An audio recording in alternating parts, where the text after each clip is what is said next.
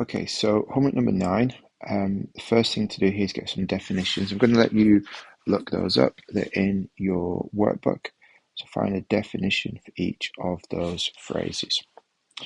This next question is a calculation to work out the empirical formula. So when we do empirical formula, I suggest you always write down the triangle, the Mr. Mole's triangle.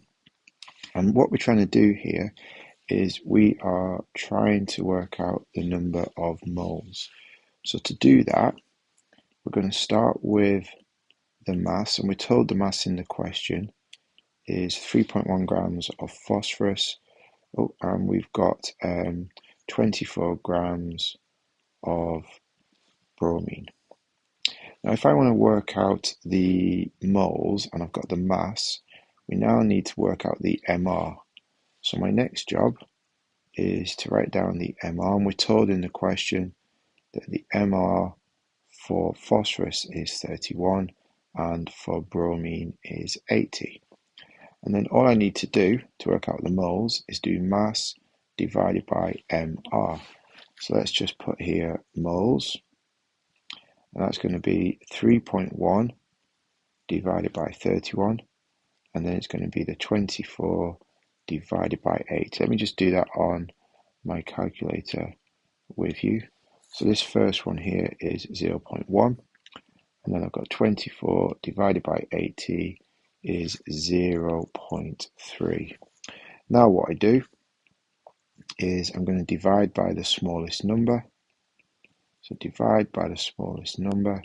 So smallest number of these two is the 0.1. So I'm going to do 0.1 divided by 0.1, which is 1. And I'm going to do 0.3 divided by 0.1, which is 3. So that means my formula is going to be P gets number 1, so I need to write number 1's down, and BR gets number 3, so I'm going to write PBR3. This next question is also a empirical formula question. So now you've seen the method that we've just done there, you can now try that yourself. Question 4 here. This is a different way to calculate the empirical formula, because here they are giving you the relative formula mass for the molecule. Okay, so the steps we have to think about here, if that's the mass of the molecule is this 180, what I need to do is work out how heavy this empirical formula mass is, because the empirical formula is a ratio, a simple ratio of the molecular formula. So the first step is calculate the relative formula mass for this empirical formula. Then we're going to take the molecular mass and divide it by the formula mass you just worked out, and that's going to give you this ratio. And then we do the ratio multiplied by the empirical formula, and that's going to give you your molecular formula. Question 5 is another calculation. In this one here, you want to work out the mass of one atom. This is the triangle that you need to use. So you are told that particles, moles, and AC. You should have a think about it. I'd like you to have a think and try and work that out. Apply the chemistry you know to see how you get on with that question. Okay, this next one is a 6 marker. So remember, we need to fill this with lots and lots and lots of core knowledge. And my hints to you are that sodium chloride, it tells us here, is an ionic substance. So that is the structure I've got in my head when I think about this, and I know that's got particular properties. And what it wants me to do is explain these properties in terms of the particles and forces between them. So remember, these are ions, and in between the ions are electrostatic forces. Have a think, how does that make it behave? How does that explain why it conducts when it's molten or in aqueous solution? It's a solid at room temperature with a high melting point. Water is the same. Water is a simple covalent substance. So this is the image I've got in my head when I think about water. And in between the molecules, we have got these weak intermolecular forces.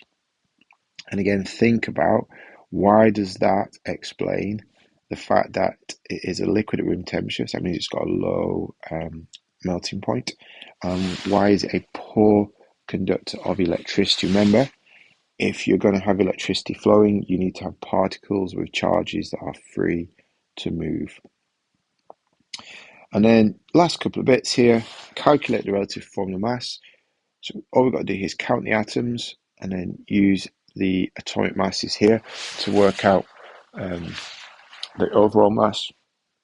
And in this question here, tells us that the atomic number for carbon is 6 and for hydrogen is 1. So it wants us to draw a dot and cross molecule for methane. There's a bit of a clue here.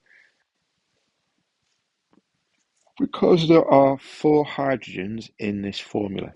So when we draw our atoms, we only draw the outer electrons. So carbon has 6 electrons. That means it's 2, then 4. So this has got 4 electrons in the outer energy level. Whereas hydrogen's got 1. So think about how are these going to bond together, remembering this is a molecule, so it's going to have covalent bonds, shared pair of electrons, and think about how that is going to appear as a molecule.